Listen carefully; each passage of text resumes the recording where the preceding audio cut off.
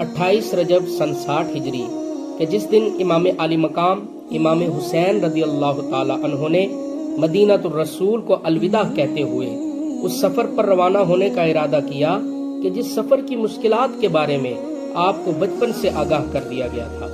हक की आवाज ऑफिशियल चैनल में एक बार फिर खुशामदीद। नए आने वाले दोस्तों से गुजारिश है कि हमारे चैनल को सब्सक्राइब कर लें। 15 रजब सन 60 हिजरी हजरत अमीर मुआविया रदी अल्लाह ताला अन्हो की वफात के बाद लोगों से जबरदस्ती यजीद की बैत ली गई। यजीद ने बरसरे इक़्तिदार आते ही उन लोगों से भी बैत लेने का फैसला किया जो जनाब मुआविया के ज़माना में यजीद की बैत करने से इनकार कर चुके थे। चुनाचे इस सिलसिला में यजीद ने मदीना के गवर्नर वलीद बिन उतबा को एक खत अरसाल किया जिसमें उसने हजरत अमीर मुआविया रदी अल्लाह ताला अन्हो के विसाल की खबर दी और साथ ये हुक्म भी जारी किया कि हजरत अब्दुर्रहमान बिन अबू बकर, हजरत अब्दुल्लाह बिन उमर, हजरत अब्दुल्लाह बिन जुबैर और जनाब इमाम आली मकाम इमाम हुसैन बिन अली रदी अल्लाह ताला अन्हो से जबरदस्ती बैत ली जाए और न मानने की सूरत में सर कलम कर दिया जाए। इन तमाम मामलात के पेश नज़र वलीद बिन उतबा ने मरवान से मशवरा किया और तमाम हजरात को दारुल अमाना में बुलवाया गया। जब इमाम हुसैन रदी अल्लाह ताला अन्हो के सामने यजीद का खत पेश किया गया तो आपने जवाबन इरशाद फरमाया, क्या तुम ये पसंद करोगे कि रात की तारीकी में यजीद की बैत की जाए? तो वलीद बिन उतबा कहने लगा, हरगिज नहीं, हम तो ये चाहते हैं कि आप सब के सामने यजीद की बैत करें। चुनाचे आपने सोचने के लिए 2 दिन का वक्त मांगा। अब फर्जंदे बतूल को हालात की नज़ाकत का अंदाजा हो चुका था, लिहाजा उन्होंने मदीना छोड़ने का इरादा किया। 60 हिजरी 28 रजब की रात को जनाब हुसैन रदी अल्लाह ताला अन्हो अहले बैत और असहाब के 84 अफराद के हमरा मक्का की तरफ रवाना हुए।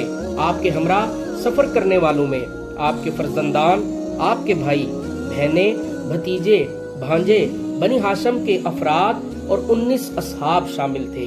आपके एक भाई मोहम्मद बिन हनफिया जो इस सफर में आपके हमरा नहीं थे, जब अलविदाई मुलाकात के लिए आपके पास हाजिर हुए तो नवासे रसूल सल्लल्लाहु अलैहि वसल्लम ने उनको एक तहरीर दी जिसमें लिखा था कि मैं खुदख्वाही या सैर तफरीह के लिए मदीना से नहीं जा रहा और ना ही मेरे सफर का मकसद फसाद और जुल्म करना है, बल्कि मैं सिर्फ अपने जद्दे अमजद की उम्मत की इस्लाह के लिए निकला हूँ।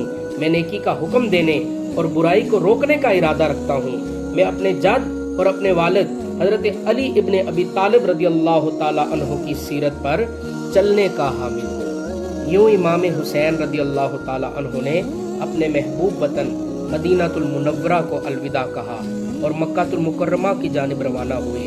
रास्ते में हजरत अब्दुल्लाह बिन मुती रदी अल्लाह ताला अन्हो से मुलाकात हुई। उन्होंने मंजिल का पूछा तो फरमाया, फिलहाल मक्का जाने का इरादा है, वहाँ पहुँचकर अल्लाह से खैर सलामती की दुआ करूँगा। जनाब हजरत अब्दुल्लाह ने कूफा वालों के बारे में इंतबाह करते हुए मक्का में ही रहने की दरख्वास्त की। 5 दिन का तवील सफर करने के बाद काफिला 3 शाबान सन 60 हिजरी को वादी मक्का में दाखिल हुआ, जहां अहले मक्का ने खानवादा रसूल का बहुत गर्मजोशी से इस्तकबाल किया।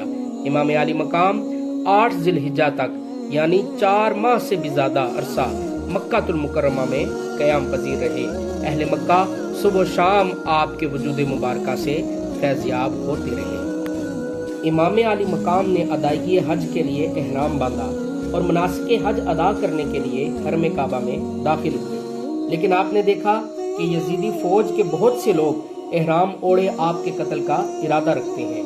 लिहाजा आप ये नहीं चाहते थे कि बैतुल्लाह जैसी पाकीज़ा जगह पर किसी किस्म का कोई खून खराबा हो, इसलिए आपने फकत उम्रा अदा किया और एहराम खोलकर 8 जुल्हिज्जा को मक्का से कूफा की तरफ सफर शुरू कर दिया। मक्का से कूफा तक का सफर मंजिल ब मंजिल तारीख की बेशतर कुतब में मिलता है। अलबत्ता आपने वादी अकीक में पड़ाव किया और वहां से मुस्लिम बिन अकील रदी अल्लाह ताला अन्हो को कूफा के हालात जानने के लिए भेज दिया। अगले दिन काफिला हुसैनी फिर अपनी मंजिल की तरफ रवाना हुआ और वादी हाजिज में पहुंचकर इमाम आली मकाम ने कैस बिन मुसहिर सैदावी रदी अल्लाह ताला अन्हो को इमाम मुस्लिम की खबरगिरी के लिए कूफा रवाना किया। वादी ज़रूर के मकाम पर हजरत ज़ुहैर बिन कैन रदी अल्लाह ताला अन्हो का काफिला हुसैनी से मिला اور امام مسلم کی شہادت کی خبر سنائی، جبکہ زبالہ کے مقام پر حضرت نافع بن بلال رضی اللہ تعالیٰ عنہ نے امام حسین سے ملاقات کی اور حضرت قیس بن مسہر کی شہادت کی خبر سنائی۔ المختصر، مسلم بن عقیل اور قیس بن مسہر کی شہادت کی خبر بھی قافلہ حسینی کے حوصلے پست نہ کر سکی اور خانوادہ مصطفیٰ اپنی منزل کی طرف گامزن رہا، جبکہ دوسری جانب عبید اللہ ابن زیاد جو کوفے کا گورنر تھا، جب اس کو معلوم ہوا کہ شہزادہ شیر خدا کوفہ کی طرف رفتے سفر ہیں تو اس نے آپ کے قافلے کو روکنے کے لیے حر بن یزید کو 10,000 کا لشکر دے کر بھیجا اور حکم دیا کہ حسین ابن علی کو ہرگز کوفہ میں داخل نہ ہونے دیا جائے۔ حر بن یزید اپنے لشکر کے ساتھ امام حسین کے پاس پہنچا اور سب کو گھیر کر کربلا کی طرف لے گیا۔ اس طرح یہ قافلہ 2 محرم الحرام کو تقریباً 23 دن کے سفر کے بعد اس مقام پر پہنچا کہ جہاں شہید ہونے کی بشارت فرزند بطول کو بچپن میں ہی دے دی گئی تھی۔